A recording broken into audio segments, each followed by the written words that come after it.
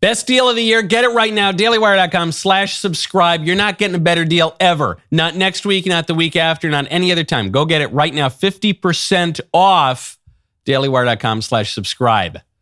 President Trump just invited the Muslim communist mayor-elect of New York to the Oval Office, and he managed to do the one thing that no one expected him to do, which, coincidentally, in politics, is precisely the thing that politicians are supposed to do. We will get into that masterclass in political communication.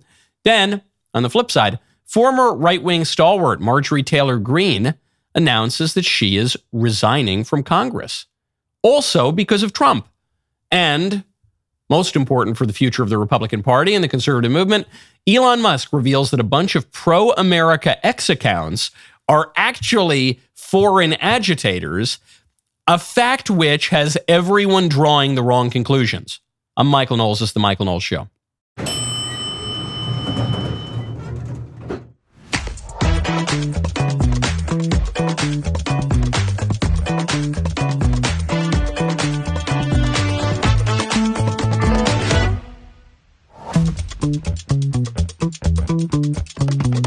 Welcome back to the show. A supposedly Catholic priestess. I know. But just look, the story is a supposedly Catholic priestess has gone viral for some woke sermon or tweet or something. Anyway, we'll get into what that means because people really misunderstand not just Christianity, not just Catholicism, but even how authority works in the modern world. We'll get to that. First, I want to tell you about Armra. Go to armra.com/Knowles. This episode is sponsored by Armra. True self-reliance begins with taking control of your health. Armra Colostrum harnesses nature's original blueprint for resilience. Packed with over 400 bioactive nutrients, colostrum fortifies your gut and strengthens your immune system from the cellular level up. When you invest in your health, you invest in your ability to show up fully, think clearly, and stay in control no matter what comes your way. Our bodies are under constant assault. Toxins, processed foods, relentless stress. Your gut is the first line of defense, and most supplements only address part of the problem. Armra Colostrum is different. This is not just another supplement. It's a bioactive whole food, a pure concentrate of bovine colostrum that is sustainably sourced with a commitment to calf-first sourcing. It's packed with over 400 bioactive nutrients that fortify your entire gut wall system, not just one piece. This means balanced and strengthened immune health, better digestion, less bloating, and support for healthy metabolism and fat burning from inside out. Elite athletes and Mr. Davies have been using colostrum for years because it enhances nutrient absorption, builds lean muscle, and speeds recovery. Right now, we have a special offer for our audience. Get 30% off your first subscription order. Go to armor.com/Knowles. Enter Knowles to get 30% off your subscription order. ARMRA.com/Knowles. 30% off your first subscription order. Zohran in the Oval Office, just to me, it's one of those regular reminders of what makes Trump so special. Sometimes you forget and you say, I didn't like that policy so much. And I feel like he kind of whiffed it there. And I don't know. And then you see Zohran in the Oval Office and you remember, this is why Trump is the greatest politician of any of our lifetimes. It's not even close. I'm not even going to set it up. I'm not even going to set up with why this was so great. Just take a listen. Are you affirming that you think President Trump is a fascist? I've spoken about... That's okay. You can just say yes. Okay. It's easier. It's easier than explaining it. I don't mind. It's easier. Hey, buddy, it's okay. You called me a fascist, right? Yeah, but it's all right. Don't worry about it. Oh, yeah. Hey, so the liberal media are there to set the stage. Liberal media are there. Trump sitting behind the Resolute desk, most powerful seat in the political world. Zohran standing up next to him like a good little boy, like a dutiful little boy who was summoned to the principal's office, and he's standing there. And then one of his own reporters, a liberal reporter, presumably liberal, I actually didn't see which outlet it's from. The vast majority of reporters are liberal. Asks Zohran, hey, you called Trump a fascist, right? Do you think Trump's a fascist? And Zohran, you see just the eyes open. I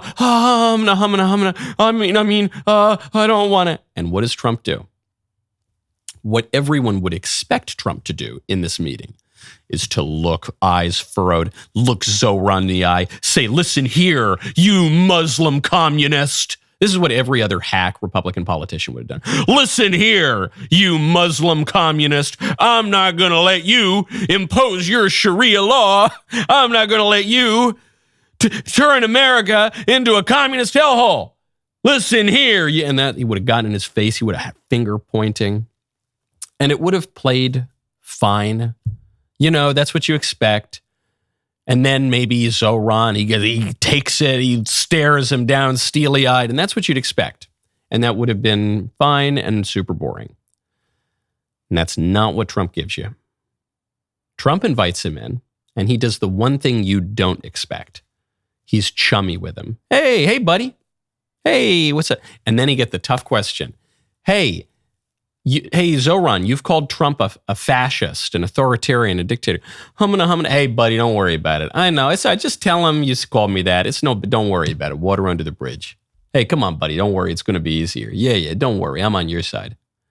It's me and you against them, right? Right, brother? Inshallah. Salam alaikum. It's you and me, bro. Oh, man. It's so good. And the agreement... The chumminess didn't stop there. Trump and Zohran Mamdani found lots of areas, apparently, of agreement. I think both President Trump and I, we are very clear about our positions and our views. And what I really appreciate about the president is that the meeting that we had focused not on places of disagreement, which there are. And I've been called much worse than a despot, so it's not that insulting. Maybe I think he'll change his mind after we get to working together. Yes, please. Would you feel comfortable living in New York City under a Mamdani administration? Yeah, I would. I really would. Especially after the meeting. Absolutely. What makes you comfortable? We agree on a lot more than I would have thought. This is a man that right now I think is focused on New York City. I really think he has a chance to do a great job. We're going to help him, but I really think he has a chance to do a great job. But I'll let you answer that. You consider yourself the leader of the Democrats. I think it's more appropriate for him. I consider myself the next mayor of New York City, and I keep my horizons firmly on New York City. And I appreciate the meeting with the president, which focused again on the 5 boroughs and whether New Yorkers could afford to live there. Oh, just beautiful. It's just beautiful. And I consider all the layers here. First of all, before we get to the 4D chess, esoteric political strategy, just think of this from common sense. Zohran Mamdani gets elected, running effectively as a communist and a Muslim identitarian communist at that in New York. Trump was coming out at the end, essentially campaigning for his Democratic rival, Andrew Cuomo. Republicans did not want this to happen. This was a major blow, signaled in the minds of many, a major blow for the Republicans in the midterms, for J.D. Vance's chance in 2028. And what does Trump do? Just common sense. This guy's now the mayor of New York. He's nice to him. You actually don't need 5D chess to realize that that's probably a smart move. You don't need 5D chess to realize that you catch more flies with honey than with vinegar. A lot of people said in Trump 1, had Schumer and Pelosi just been nice to Trump or just not called him Hitler immediately, he might have worked with them. And Trump sees that. He knows that lesson himself. He says, hey, buddy, come on in here. You're the mayor now. I didn't want you to be mayor. You're the mayor now. Let's see. How can we work together? Listen, if I can help you out, I'm going to help you out. If I can do it, I'm going to help you out. And I expect that if you can help me out, you're going to help me out too. That's just common sense. And it's the kind of common sense that a guy who's ever worked in business understands, that a person who's ever cut a deal understands, and that politicians really don't understand because they get too far into the weeds. Okay, that's the basic level. The next layer of this, Trump says, yes, I would feel comfortable living in Mamdani's New York. It seems like he's conceding something there. It seems like he's saying all that Republican fear-mongering about Mamdani, it wasn't true. It was disingenuous. If he really were a jihadi communist, then we wouldn't feel comfortable living in Mamdani's New York. But I'm admitting to you now we are comfortable, so we were lying, right? That's what it seems like he's conceding. However, don't forget, the Republicans lost. He won. Not only the Republicans and the moderate Democrats lost in New York. Mamdani won. Mamdani is the hottest young thing in politics. And Trump comes out and he says, oh yeah, no, I would feel comfortable living in Mamdani's New York. especially after he and I chatted off camera. Because, secretly, he and I agree on a lot more than he's letting on. You see what he's doing to him? You see how he's just twisting that knife? And Mamdani's standing up there smiling like a doofus because he's got nothing else to do because he's in Trump's house, which happens to be the most powerful building in the world, in all of politics. He's standing there and says, yeah, listen, look, I was a little nervous about living in Mamdani's New York before the meeting, but after the meeting, I realized we secretly agree on a lot. He's really on my side secretly. And there's Mamdani. It's just masterful. Trump's being so nice that Mamdani can't fight him in the room, but by not fighting him in the room, he has to implicitly accept that he and Trump secretly agree, which puts him in a terrible place with his voters in New York, his constituents who are radically leftist, who are radically opposed to Donald Trump. It made Mamdani squirm. Mamdani left that meeting much weaker than he went in. And Trump left that meeting much stronger. Because, to the point we just mentioned, that Mamdani is the hottest young thing in politics. After those elections, 2-3 weeks ago, whenever they were, everyone said, okay, Trump's a lame duck now. He's a lame duck. The Republicans lost in New York, in New Jersey, in Virginia. We're already talking about 2028. We're already talking about the bright young things in the party. Zohran Mamdani is the new hot young thing, so much so that a reporter asked if he were the new leader of the Democrat Party. It's all about everyone else but Trump. And what happens? Trump brings Mamdani to the Oval Office, and he makes it all about Trump again. It's all about Trump again. And now Mamdani, he's Trump's little pizza boy. Hey, Mr. Trump, can I get you a cup of coffee? And can I get you a bagel, Mr. Trump? No, I'm okay. Thank you, Zohran. It's all about Trump again. He made himself the star again. It's political science classes should study that meeting. The absolute flip of political momentum, the absolute inversion of the political communications that we've gotten out of the last 2 weeks. Unbelievable. He did the one thing you didn't expect him to do, which is, just as a general rule, the thing politicians should do. Okay, speaking of Trump making it about him again, we got more evidence of this coming out of Congress. Marjorie Taylor Greene, one of the stalwart MAGA, most pro-Trump, belligerently pro-Trump voices out there, she's quitting Congress because of Trump. We'll get to what that means first, though. I want to tell you about Good Ranchers. Go to goodranchers.com, code Knowles. This episode is sponsored by Good Ranchers. Good Ranchers, which makes my house a home. Sweet little Elise and the kids make my house a home. Right after them, Good Ranchers. I just love it. It's so delicious. Great American meat at unbelievable prices with incredible taste. 100% from local farms and ranches, delivered straight to your door. It's very flexible. You can pause, you can delay boxes anytime, which is very helpful for holiday travel. However, I find you're probably not going to want to pause it. We love it. We eat Good Ranchers so frequently.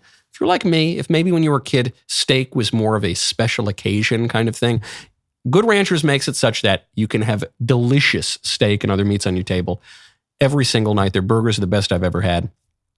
The one job in the world I wouldn't want to have is to be the CFO of Good Ranchers, because I don't know how they do it for these prices. And here's the deal. All new subscribers to any Good Ranchers box using code Knowles get an additional $100 off your first 3 orders, $40 off the first, $30 off the second, $30 off the third. Free meat for life when you subscribe. Hit up goodranchers.com this holiday season, full of delicious meals. Use code Knowles, K-N-W-L-E-S, goodranchers.com. Let's get back to the table. Folks, they're here. I'm very excited about this. You have to get them now. This is the Michael Knowles Christmas candle collection. We have 2 candles. We have wassail, as in wassail all over the town. Da, da, da, da, da, da, da, da, da. It's great. It smells wonderful. You're getting notes of orange. You're getting notes of it's delicious. And then here, Never Catch Me. That's my little gingerbread man candle. Never Catch Me. Ginger, molasses, vanilla. Warmly traditional, mischievously delightful, like that elusive holiday guest who always seems one step ahead, who also happens to be made of gingerbread. It's great. Get the wassail, you get the mandarin, the cranberry, the clove. It's festive, it's refined, it's wonderful. It's very trad, very medieval. I love it. I know there were a lot of you, and we got emails. I got tweets. My team got emails who wanted the Lux Adventus candle. That was the 4-candle set for Advent, and it sold out very quickly. And some of you were very angry that you couldn't get it. I love these candles are fabulous. They are at dailywire.com/shop right now. Get them. Smells and Bells sold out. Lux Adventus sold out. These are going to sell out too. Go to dailywire.com/shop, or if you want to get them direct, thecandleclub.com/Knowles.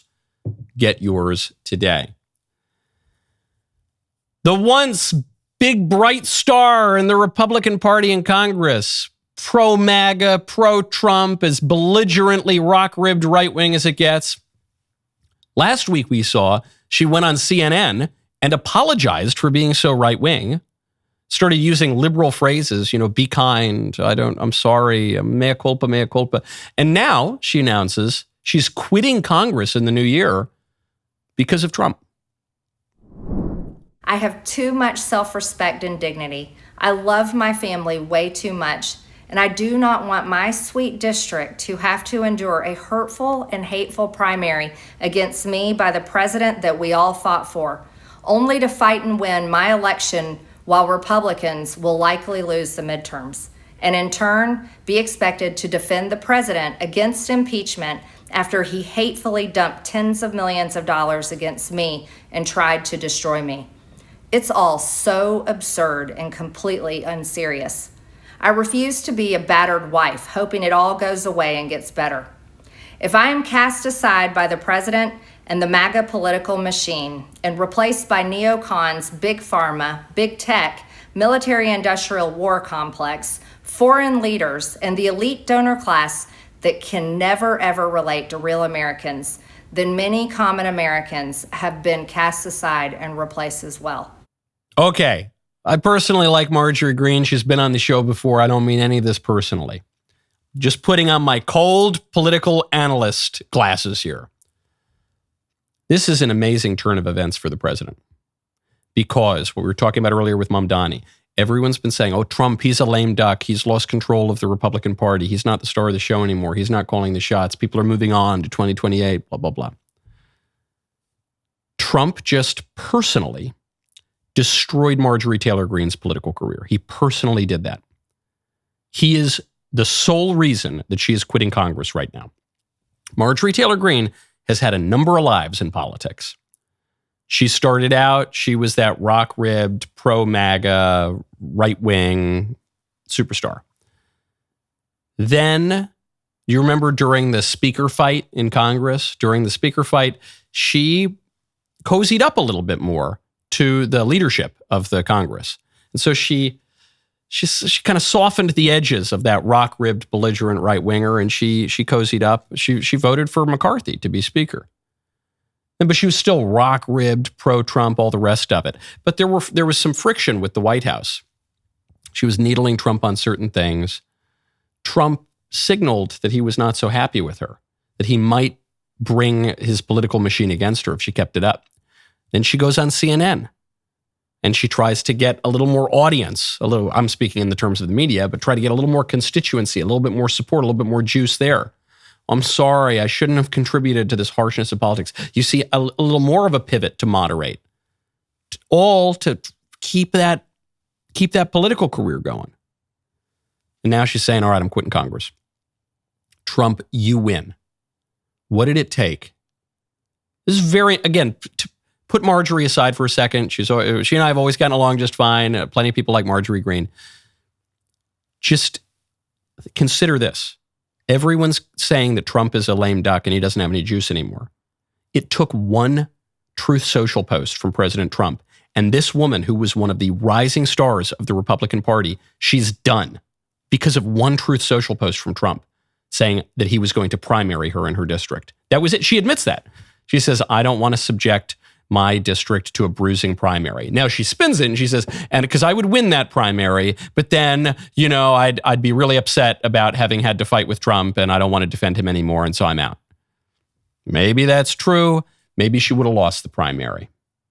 I guess we'll never know because she's quitting because Trump threatened to primary her. The top takeaway doesn't have to be personal about Marjorie Greene at all. The top takeaway is that Trump is still calling the shots. Trump is still the head of the Republican Party. Trump is still the dynamic force in American politics.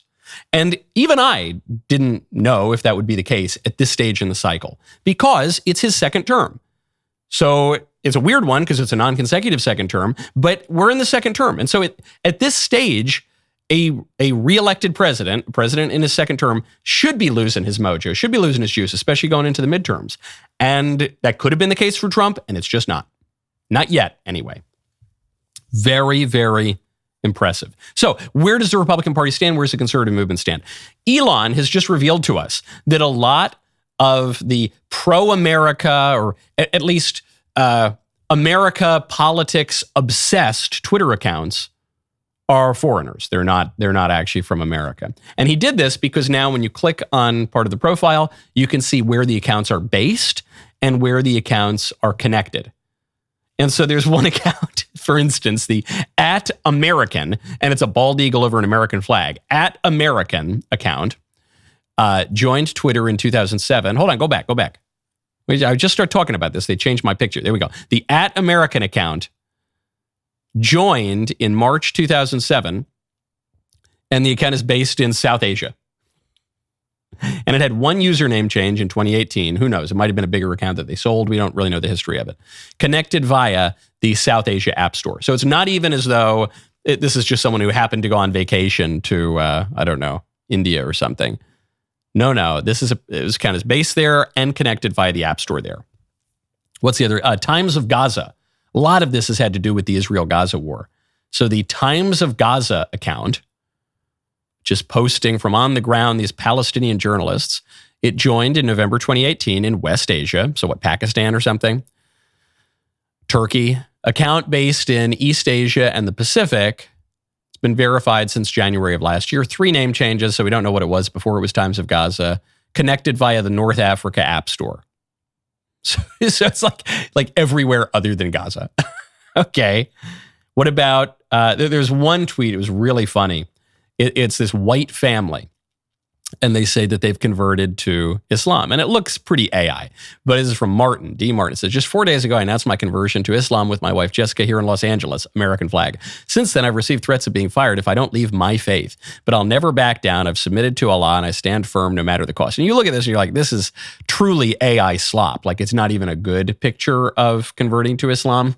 Then you find out that this account, D. Martin, where's it based? Give me the location. Joined in September of this year, so it joined 2 months ago. Account based in West Asia, not Los Angeles, not the U.S. Verified since last month. 2 name changes connected via West Asia. Okay, so what does this tell us? It tells us something, but people are reaching for all the wrong conclusions. It tells us that we're in the midst of an information war, obviously.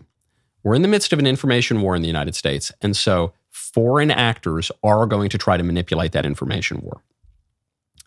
However, there is a great deal of copium being injected straight into the veins by people who don't want to admit that the political parties are shifting, who don't want to admit that Americans' opinions on various issues, including Israel and the Middle East and foreign policy generally, are shifting. They don't want to admit it. So what they're going to conclude, and it's a hodgepodge of boomers, Gen X, radically pro-Israel people, neoconservatives, what they want to conclude is this is all an op. The apparent fighting over U.S. foreign policy between the interventionists and the isolationists, between the Zionists and the anti-Zionists, between the imperialists and the nationalists, blah, blah, blah, that's all an op. And it's just because some bad actors from Iran and Qatar and Pakistan and India, they're just manipulating us on Twitter, and it's all fake. And that is not the case. I went through, just even in my own mentions and in other tweets, to see, okay, some of the other big accounts that are pushing these shifts, are they all from elsewhere? Are they all from India? Are they all from Turkey? And no, they're not. A lot of them are from the United States. There's obviously a foreign information war going on. That's true. But you have to ask yourself the next question. Why do information wars work? Why do people wage them in the first place? It's not to just totally brainwash people. It's not even to plant new ideas in people's minds. It's to exacerbate existing tensions. That's how information wars really work well, is when there are already tensions over foreign policy intervention versus isolation, over supporting Israel versus not supporting Israel versus outright opposing Israel. When there are already tensions, when there are classically during the Cold War, the Soviet Union exploited racial tensions in the United States to great effect. It's not just that the communist agitator groups, largely backed by the USSR, the KGB even, in the 60s and 70s, it's not that they invented the idea of racial strife in America. It's that they exploited it, and it worked. There were race riots. There were all sorts of battles that took place. There were radical racial groups. That's what's happening here. The information war has worked because of the underlying tensions. And a lot of that, look, sure, there are plenty of foreign accounts, but a lot of the fighting on Twitter, especially, is from American accounts. And those tensions really do exist. And the Republican Party and the conservative movement, they can bury their heads in the sand and take the copium and say it's all, the Turks and the Qataris and the Indians. But it's silly. There is a real division brewing. We've seen it on the internet, especially over Israel, but over foreign policy generally, over migration, over the economy in some cases. And the GOP and the conservative movement are going to have to deal with that. So they can say, okay, it's not real, la la la la la, it's just the Qataris, la la la, but that will be to their own peril, because the foreign actors were smart. They exploited things that already exist, and the GOP needs an answer for that. Some people are going to look at this and they're just going to say, that's the copium from the boomers and the neocons and the very pro-Israel people and all the rest. There's another kind of copium, though, from the nationalists, which is they say, well, look, these foreigners have no right to interfere in American policy, and it's crazy that they're doing that, and we just need to stop it. That also is insufficient. I'm not at all surprised that foreigners are trying to interfere in American politics. We're the global empire. That's what happens. You want to talk about the problems in the Levant, specifically Israel, Palestine, Gaza, all that. Every empire that has ever controlled that region has understood it to be a very troublesome province, okay? And we're now the empire that controls the world. And we might not be that forever, and we might not want to be that, and we might not have planned to be that, but we just are, okay? That's a fact. So yes, of course, foreigners are going to fight over it. That's what happens within empires. There's no shortcut. People are going to look at this revelation, and they're going to say, oh, good, that fixes all of my problems. Now we see it's all fake, it's all foreign, it's all an op, never mind, move on, nothing to see here. No, there's a lot to see here. The fact that foreigners are interfering to some degree only tells you that the problems are that manifest. Okay. Speaking of foreigners, the New York Times has just run the stupidest headline they have run in at least several days. And they inadvertently, I think, proved me right in a claim that I made on my own Bar Fight show, which was just last week. First, though, I want to tell you about Brickhouse. Right now, go to brickhousesale.com. This episode is sponsored by Brickhouse Nutrition. Here is something you don't see every day. Doctors running a Black Friday sale. That is exactly what's happening at Brickhouse Nutrition. They're doing 30% off everything, their biggest sale all year. We are talking about legitimately impressive stuff here. There's Lean, which is their doctor-formulated weight loss supplement. It's designed for people who want real results without having to deal with injections. Lean is fabulous. There's also creatine that is actually made specifically for women. It helps you look leaner and more toned without having to add a bunch of extra workouts or restrictive dieting to your routine. Get this, Field of Greens is the only super fruit and vegetable drink that has been shown in an actual university study to help slow aging. They even guarantee that you will see health improvements your doctor will notice. That is pretty bold. Plus, everything else they make, better sleep products, superior collagen, all of it is 30% off right now. Here's the catch. These deals don't stick around. Black Friday prices move fast. Head to brickhousesale.com. Grab that 30% off while it is still available. That is brickhousesale.com for 30% off. I mentioned Bar Fight just before that advertisement. My new episode of Bar Fight with Michael Knowles is out right now. I'm joined by Luke Beasley and Zena Ikeme. We throw down on topics ranging from the libs ruining Thanksgiving to the harsh truth that HOAs are an American treasure. Best part, we're also joined by you, some of the most lively audience members in Nashville. Guests can come up to the mic, pick a fight with any of us. Here's a teaser. No! despicable person. No, I thought... I'm sick and tired of you. Let me finish. You had a monologue already. I tell people that Michael Knowles is my internet dad. Stop it. We got a bar full of people, and you want us to debate HOAs. Because this is America.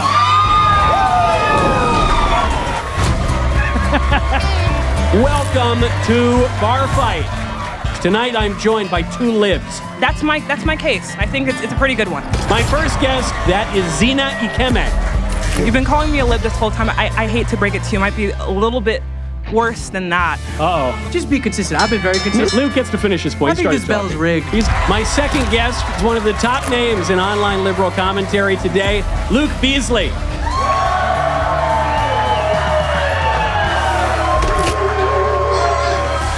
Here is how it works. Watch full episode right now on the Michael Knowles YouTube channel. For the uncensored ad-free version, subscribe to DailyWire Plus. Go check out the episode on the Michael Knowles YouTube channel. Speaking of Bar Fight, amazing show flow. I made a claim. This was a week ago on Bar Fight. We were debating illegal immigration and entitlements and Social Security. And I said that illegal aliens steal Social Security numbers so that, and they do that in order to get employment. So even when the left says, look, I don't want to count illegal immigration as a crime. If you take out the actual act of crossing the border, illegal aliens don't commit crimes. You say, well, hold on. They steal Social Security numbers, right? That's a crime. Do illegal aliens pay federal taxes? Yeah, actually, they do. They do. Sales Now, hold on. tax and income tax often. Yeah. 90 billion, Actually, the I IRS has a believe. whole system for people who are undocumented to file taxes. Okay, and pay so taxes. I'm That's a glad- thing. And by the way, Hold on. economists overwhelmingly believe that immigration, including illegal immigration, is a net positive. That's Forget for about our that. economy. I just That's have true. one. Overwhelmingly, I have one economists question for you. believe that. Yeah. Because if you make the point, as you have, that actually, illegal aliens, even though they don't have Social Security numbers, they do pay federal taxes because, to get employment, sometimes they'll use other Social Security numbers, so they don't get the benefits, but they do pay into the system. Which That's a fact. Yeah. Okay. That's a federal crime. 42 U.S. Code Section 408. Sure. It's a federal crime to steal a but Social we're Security talking number. about- So there you go. You got it. But No, I just want to be clear. The IRS has a process for people to pay taxes without it. Stealing the Social Security number, which he just admitted is a crime. Okay, so the rejoinder to that, after I caught the libs in that unfortunate problem for them, they say, well, no, hold on. They're the illegal aliens, yeah, sure, some of them steal Social Security numbers, but mostly what they do is there's a separate system for them to pay into their taxes so they try not to get deported, and it's not generally that they steal the Social Security numbers. So, unfortunately, here in my New York Times article, the whole headline is cut off. But the headline was something to the effect of, 2 men, 1 identity, they both paid the price. 2 men, 1 identity, they both paid the price. And it's this white guy, this just American, and some illegal alien Hispanic. And the name is a white guy name because it's 2 men, 1 identity. It's the white guy's identity.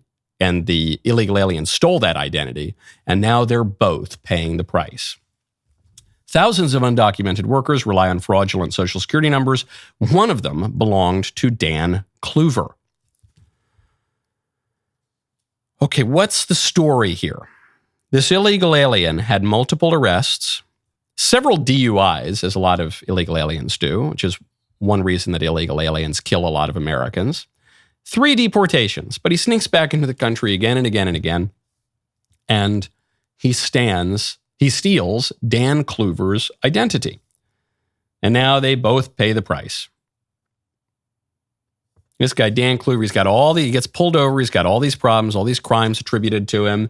And Dan Kluver says, I didn't do any of that. What are you talking about? And it's because an illegal alien steals his identity. And then the New York Times comes out and places both men together, side by side, and pretends that they are equivalent. Pretends that the identity doesn't even belong to one of the men. So, immigration, isn't it so tough? It's like in immigration, you got like the Native Americans who want to keep their identity, but you got the illegal aliens who break our most basic laws immediately. And, they got to steal the identity. They got to, right? Because they want to commit more crimes. So it's like immigration, politics, am I right? It's like, what are you going to do? Sometimes you want to keep your identity. Sometimes you want to steal some guy's identity. It's like, what are we going to do? We're all just people, man, you know? Now they're both paying the price. Because the one guy, the American guy, had his life ruined. And the illegal alien now might have to pay for some of his crimes. It's like consequences, you know? It's just like awful. It's just like awful, man.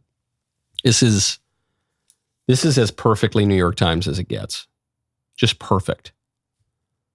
And it shows you exactly what the elite media and the elite political class think of Americans. You can have a case that is as open as shut as it gets. American, total victim in every way. Illegal alien, cartoonishly villainous. Criminal, just does every wrong thing. And the most fair that the New York Times will be is to say that they're basically equal. I'm sure what they want to say is that the white guy's evil and the illegal alien is the hero. They can't quite do that here. The most fair coverage you're going to see is, well, they're basically equal. Which brings us to the State Department's very, very important point. This issue of mass migration is arguably the most important issue, not just in the United States, but throughout the West. We'll get to that momentarily. First, go check out Shopify. Go to shopify.com/Knowles. This episode is sponsored by Shopify.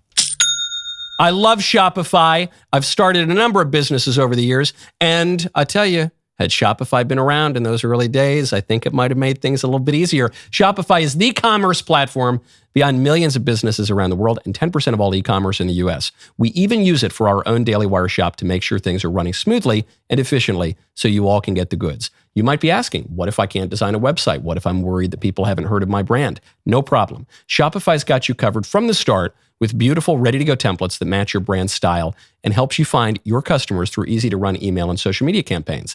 If you need a hand with everyday tasks, their AI tools created specifically for commerce can help enhance product images, write descriptions, and more. Plus, their award-winning customer support is available 24/7 to share advice if you ever get stuck. Turn your big business idea into with Shopify on your side. Sign up for your $1 per month trial and start selling today at shopify.com/Knowles, Knowles. That is shopify.com/Knowles, Knowles. One more time for those in the back row, shopify.com/Knowles. If you've been waiting for DailyWire Plus to drop their best deal of the year before you join, well, I've got good news. The wait is over. Right now, DailyWire Plus annual memberships are 50% off during our Black Friday sale. We do it every year, one time a year. This year, DailyWire Plus members get more than ever. That includes the long-awaited 7-part epic series, The Pendragon Cycle, Rise of the Merlin, premiering January 22nd. Excellent, excellent show. All access members get it early with episodes 1 and 2 streaming Christmas Day. Pay half the price. Get everything from DailyWire Plus for an entire year. Go to dailywire.com/subscribe and join now.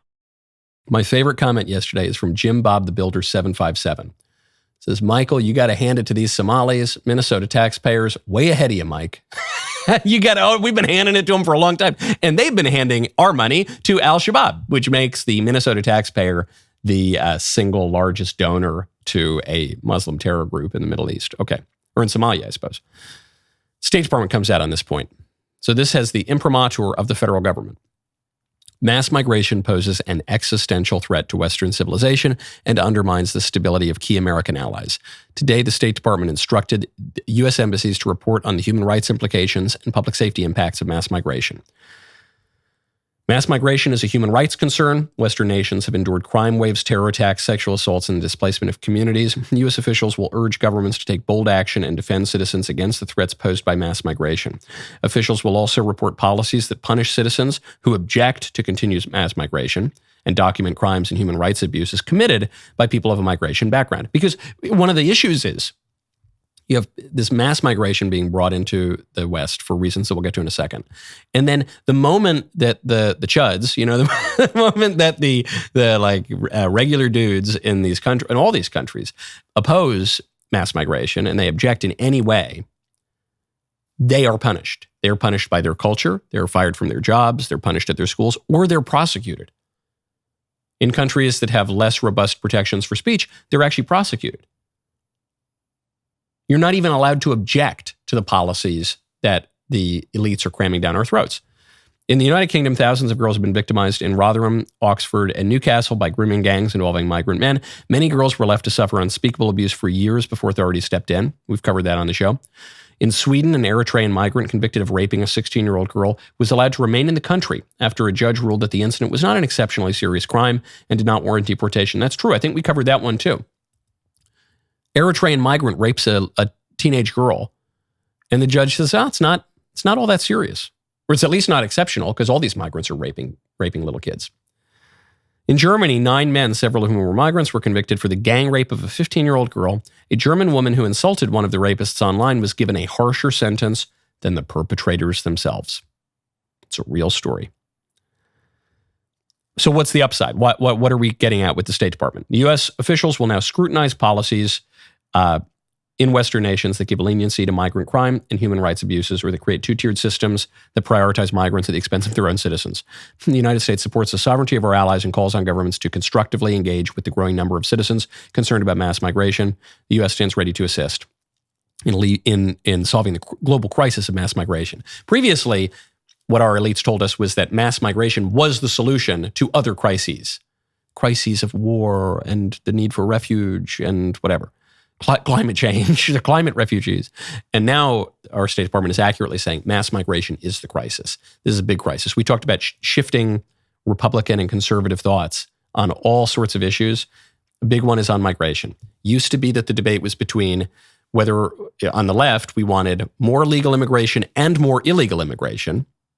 No human is illegal, borders are evil, whatever, that view. And then on the right, the view that we wanted less illegal immigration but still more legal immigration. Those were the two views you were allowed to have.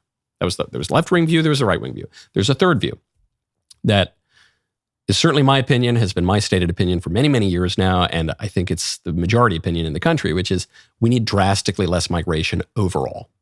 And for the people who are beating up on Trump because they're saying his deportations aren't enough, this is the first year that we are on track to have net negative migration in like 50 years, okay? So the people who are just casting stones from the sidelines are jokes as far as I'm concerned, because Trump is the first guy to actually get this done in half a century. And we need it to increase, and we need it around the world. And because we're the global empire, and because the people running our country recognize that, because Trump, with his proper American first vision, understands that, they're saying, well, hold on, we are an empire, we are a global empire, we provide the military coverage for the entire West, and we are the world police, and we have military centers all over the world. Because of that, let's use our power for good and not just stupid stuff like regime change wars to plant Madisonian democracy in Iraq, or not just to, overthrow governments that aren't sufficiently protecting LGBTism or what. Let's do it for some good here. Let's protect Christians. We can get to that story in a second in Nigeria. Or let's, at the very least, stop the invasion of our countries by political Islam, which has been trying to invade the West for 1,400 years. And we've mostly managed to push them back, and now we're just inviting them in. And it's totally crazy. Someone needs to stop it, and we need the political vision to stop it. Few people have that these days, and the political courage. But it's it. And I think any conservative politician, any politician, period, who doesn't take seriously the problems of migration as such, not just illegal immigration, not just people who violate certain procedures, but migration as such, is going to flop in the coming years. Now, speaking of threats to Western civilization, Woke Preacher Clips, a very funny account, has just posted a very frustrating and ridiculous video. A little error, though, because it was reported that, well, you'll see why momentarily, that this woman, preacherette, priestess, is a Catholic priest. Here's what she has to say. Here are some things this clerical collar does not allow me to do. 1, ignore systemic injustice. My faith demands that I advocate for the marginalized. And that means speaking out whenever I see injustice or harm taking place within our communities. The second thing this clerical collar does not allow me to do is worry about rules more than people. Now, I love Catholicism and my apostolic Catholic faith, but that doesn't mean that rules and liturgy should come before people. This caller also won't let me see a border as something to separate me from other people. This means speaking up for immigrants, for the stranger, for the foreigner, welcoming those, and speaking out when harms are being perpetuated against those communities, which is happening right now. Okay, so this is a Catholic priest. Whatever. It's just some ridiculous liberal diatribe. She's wearing some rainbow thing. Not in the biblical sense of rainbow, I think. But what I want to talk about is more the caption. This is a Catholic priest, because for those of you who don't follow ecclesiology or church history very closely, that woman is not a Catholic priest. I'm quite confident she's not a Catholic priestess, because the Catholic Church does not ordain women and cannot ordain women. Many other Protestant denominations, etc., have ordained women. The Catholic Church does not do that and cannot do that. The priesthood is male, period, full stop, end of story. Some people in modernity, on the left and the right, have trouble understanding this. And for two reasons. Well, on the left, the reason they have trouble understanding this is because they believe that our identity comes from our self-definition. So they say, well, this woman identifies as a Catholic priest, so she is. Who are you to say she's not a Catholic priest? She identifies that way, so she is. That's the left-wing objection. Kind of silly, because the Catholic Church doesn't really care about your self-identity all that much. Certainly if you don't have a correct self-identity. But even some people on the right, especially non-Catholics, will object, and they'll say, well, listen, there are plenty of Catholics who would like women priests, and she's got some kind of congregation, I guess. And so, really? Maybe she, in a way, she kind of is Catholic, Listen, or it's only a matter of time before Catholics have women priests. Or look, people want it. You can see public opinion. Actually, public opinion is not moving in the direction of women priests, but let's say it were. This also fundamentally misunderstands authority, because we live in a modern, liberal, democratic age. And even people who are on the right have trouble understanding pre-modern, non-democratic forms of authority, period, as far as I'm concerned. Not to put too fine a point on it, every single lay Catholic in the world could desire and choose to recognize so-called women priests. That woman still would not be a priest, because it's not up to them, because the Catholic Church is not a democracy, because of the voice of the people is not actually the voice of God. Now, a better objection would be, well, listen, there are some crazy bishops out there, and we've had some bad popes too. And what would happen? Just you wait until enough liberal bishops get in there, and maybe a liberal pope, and the pope decides they're going to be women priests. This too misunderstands authority in the church, and misunderstands papal infallibility, because the pope, we Catholics believe, the pope is infallible when he teaches on certain things in certain circumstances. He's not infallible on all things, in all cases, in all circumstances. He has the ability to teach infallibly on certain matters in certain circumstances. And we have come to this conclusion throughout the history of the church because of the very principle of Catholicity, the universality of the church, because of the historical deference to Rome as the place where Peter and Paul went, as they were sent there, and where the seat of Peter remains today. Papal infallibility does not mean that the Pope could come out and say, declare a fourth person of the Trinity. Okay, the Pope could come out and say, I believe there's a fourth person. It probably wouldn't happen, but he couldn't do that. The Pope has the ability to teach, to clarify things that are true and that are manifest within the Church's 2,000-year history and tradition. The Pope can't just make stuff up, okay? And we have so much trouble in our modern age understanding authority, even on the right, that we fall for this stuff. But there are no priestesses. I know it is the case that many denominations work that way, where if enough people want something, then they get it, or the church splits and they get two new churches or whatever. But that's not how this institution works, which is why, despite all of the knavish imbecility that has characterized some of its governance for 2,000 years, That is why, in my opinion, that's one of the reasons why, in my opinion, it remains. It's the only institution from antiquity that remains in the West. Maybe there's a reason for that. Okay, really important Catholic story, actually. Nigerian Catholic kids were just kidnapped. A ton of them were kidnapped. Please pray for them. We don't have time to get in. I'm way late today, but we don't have time to get into the whole story today. We'll get to it tomorrow. Pray for them in the meantime. Today's Music Monday. The rest of the show continues now. You do not want to miss it. Become a member. Use code Knowles, KNWLAS at checkout for 2 months free on all annual plans.